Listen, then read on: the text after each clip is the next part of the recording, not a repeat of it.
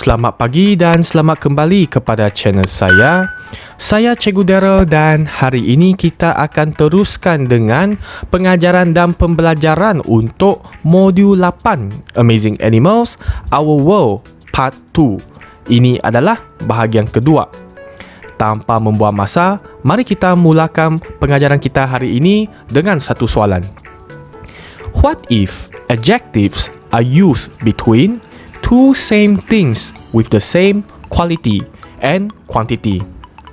Bagaimanakah kalau adjektif adalah digunakan antara dua benda yang sama dengan kualiti dan kuantiti yang sama?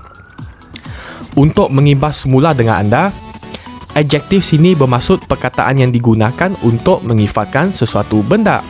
Tetapi hari ini, apa yang kita nak cuba bincangkan di sini berdasarkan soalan yang cikgu paparkan dalam skrin adalah bagaimanakah kalau adjektif ini dia digunakan untuk membandingkan satu benda dengan benda yang lain, tetapi kedua-dua benda yang dibandingkan ini mempunyai ciri-ciri yang sama.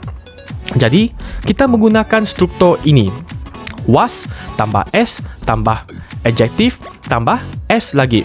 Yang penting anda ingat struktur S tambah adjektif tambah S. Kenapa cikgu letakkan was di depan? Hal ini kerana dalam topik yang kita bincangkan sebelum ini adalah semua berkaitan dengan dinosaur. Dan cikgu nak tanya anda, dinosaur masih wujud tak sekarang? Tidak kan?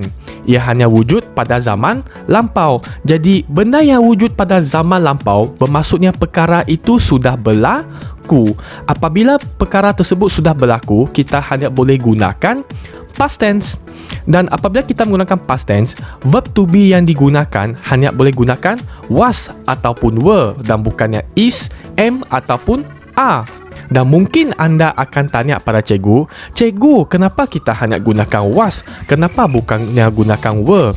Kerana untuk pengajaran ini, ia lebih berfokuskan dengan penggunaan was sahaja. Kerana kebanyakan contoh yang diberikan hanyalah dalam bilangan satu sahaja. Mungkin setakat sini anda masih lagi kurang faham, tapi tidak apa. Cikgu akan tunjukkan beberapa contoh bagaimana kita menggunakan struktur tersebut. Contoh pertama, big. Big adalah adjektif. Big bermaksud besar. Dan tadi masih ingat struktur yang cikgu ajar tadi? Was tambah S tambah adjektif tambah S. Sekarang adjektif adalah big. Maksudnya was as big as. Apakah yang was as big as dengan satu lagi benda? Tyrannosaurus had was as big as. Produa kancil. Bermaksud ayat ini, kepala Tyrannosaurus adalah sebesar produa kancil. Anda bayangkan saiz produa kancil macam mana? Dan kalau anda boleh bayangkan saiz produa kancil itu macam mana, maka ia adalah saiz satu kepala Tyrannosaurus. Anda bayangkan berapakah besar Tyrannosaurus. Jadi, contoh ini cikgu nak jelaskan pada anda adalah kalau kita nak berbandingkan sesuatu dengan satu lagi benda yang lain, nak merujuk kepada bahawa benda ini sama kualiti ataupun sama saiz dengan yang satu lagi benda, maka kita gunakan as big as. Alright, itulah kata kunci dia. Was kita gunakan adalah kerana ia hanya merujuk kepada kepala Tyrannosaurus tersebut. Kepala Tyrannosaurus kan hanya satu. Jadi kalau bilangan dia satu, kita gunakan was kerana ia sudah berlaku. Tyrannosaurus sudah wujud pada masa lampau, tidak wujud pada masa sekarang. Kita gunakan was. Next, long. Panjang. Adjektifnya panjang. Maksudnya struktur dia nanti adalah was as long as. Apakah yang sepanjang seperti apa? Diplodocus. Diplodocus adalah was as long as apa dia? Two buses. Dah sekarang kan dinosaur tidak wujud dalam dunia ini. Tidak apa, sekurang-kurangnya kamu ada bayangan.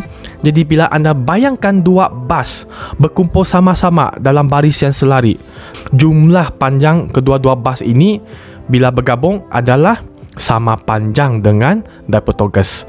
Jadi kita katakan Diplodocus adalah sepanjang seperti dua bas. Diplodocus was as long as two buses. Adjektif yang seterusnya, small, kecil. apakah yang sekecil satu lagi benda? What was as small as what? Stegosaurus brain was as small as the walnut. Wow, ini saya sendiri pun tidak percaya.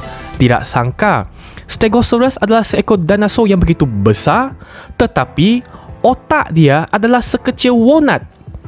Stegosaurus brain was as small as the walnut, ibaratkan saiz satu walnut. Tadi kita bincangkan mengenai adjektif yang digunakan di antara dua benda yang sama dengan kualiti dan kuantiti yang sama.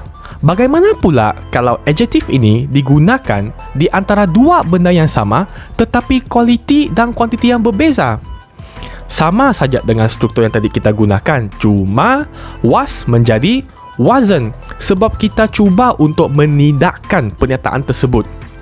Kita nak cuba menidakkan bahawa, contohlah kalau kita gunakan tadi Tyrannosaurus brain, kita nak kata dia tidak sebesar, maka was tukar kepada wasn't. Mari kita lihat contoh. Light. Light dekat sini bukan bermaksud cahaya ya. Light dekat sini adalah bermaksud ringan. Jadi apakah benda yang tidak seringan ini? Kita gunakan contoh pertama. T-Rex wasn't as light as. Okay. T-Rex adalah tidak seringan Compsognathus. Okay. Kenapa cikgu letak Compsognathus? Compsognathus adalah sebesar saiz seekor ayam sahaja. Dan T-Rex, kepala dia sudah sebesar sebuah perdua kancil. Jadi anda bayangkan, adakah T-Rex sama ringan dengan Compsognathus? Padahal kepala T-Rex sahaja sudah jauh lebih berat daripada Compsognathus. Oleh itu, untuk menidakkan pernyataan ini, kita gunakan T-Rex adalah tidak seringan Compsognathus. T-Rex wasn't as light as Compsognathus. Next, small, kecil. Apakah yang tidak sekecil apa? Kita lihat pertama, tetap T-Rex. T-Rex wasn't as small as. T-Rex tidak sekecil Compsognathus. Tadi kita sudah bincangkan tentang saiz. Jadi, saiz dia adalah seekor ayam. T-Rex kepala adalah sebesar sebuah perdua kancil. Maka T-Rex adalah tidak sekecil Compsognathus. Next, scary, menakutkan. Kalau anda lihat rupa antara T-Rex dengan Compsognathus, rupa siapa yang nampak lebih menakutkan? Anda lihat dekat Compsognathus. Compsognathus tiada apa-apa, dahlah badan dia kecil, muka nampak jinak. Tetapi kalau T-Rex, sudah nak membaham, nak menggigit kamu. Kamu takut ke tidak? Dah kepala sebesar perdua kancil. Kalau kepala anda masuk lagi mulut dia, lagilah anda takut. Tiada sudah masa untuk takut. Jadi, apa yang kita nak cuba sampaikan dalam pernyataan ini adalah Compsognathus adalah tidak menakutkan seperti T-Rex. It's not as scary as T-Rex. So, untuk menidakkan statement ini, kamu tulis Compsognathus wasn't as scary as T-Rex. Okay? Is it better for your understanding? Kalau boleh, anda boleh cuba untuk buat kerja rumah ini di Get Smart Plus 4 Workbook muka surat 70 aktiviti 1 dan 2. Mari cikgu jelaskan dulu pada anak-anak murid bagaimana kita nak buat kerja rumah ini. Untuk muka surat ini nanti pastikan anda isikan jawapan saja, pilihan jawapan dari atas ke dalam ruangan yang betul lah dalam sini. Okey, pastikan anda boleh tulis struktur as, adjektif as. Di sini was semua sudah diberikan, jadi anda hanya perlu isi saja as, adjektif as. Alright?